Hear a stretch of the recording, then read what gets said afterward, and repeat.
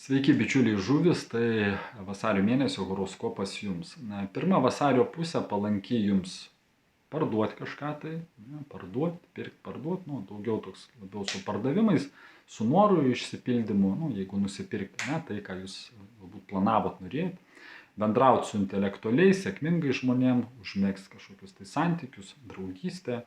Ir vasario antroji pusė palanki galimybėms susijusiems su užsieniu, užsieniečiais, aplankyti šventas vietas, aukoti kilniems tikslams, kažkokia tai kelionė irgi gali būti prasminga. Ir nuo vasario pabaigos palankus laikas savęs pažinimui, savęs tobulėjimui, kūrybiniai veiklai, sveikatai, naujų įgūdžių tobulinimui. Ir vasaris jisai palankus jums būtent perduoti kažkam tai žinias, vairioms trumpoms kelionėms, organizaciniai veiklai, bendravimui su draugais, jaunesniais giminėm, palankus laikas tvarkyti reikalus susijusius su nekilnojamu turtu.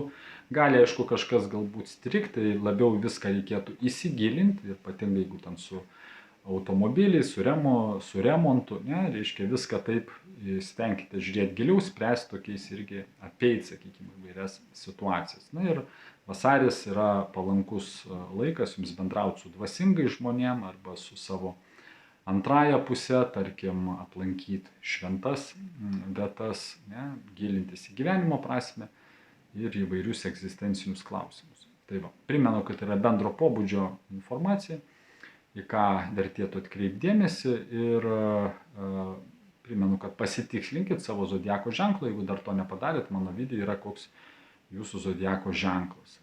Tai būtų tiek. Ir jeigu norėtumėt geriau suprasti astrologiją, išmokti skaityti horoskopus savo kitų, tai kovo 2 dieną kviečiu jūs į Vedų astrologijos kursą pradedantiesiems. Tai ką, dėkuoju už dėmesį, būkit laimingi, tegul vasario mėnuo būna jums prasmingas ir sėkmingas. Iki pasimatymo kituose video.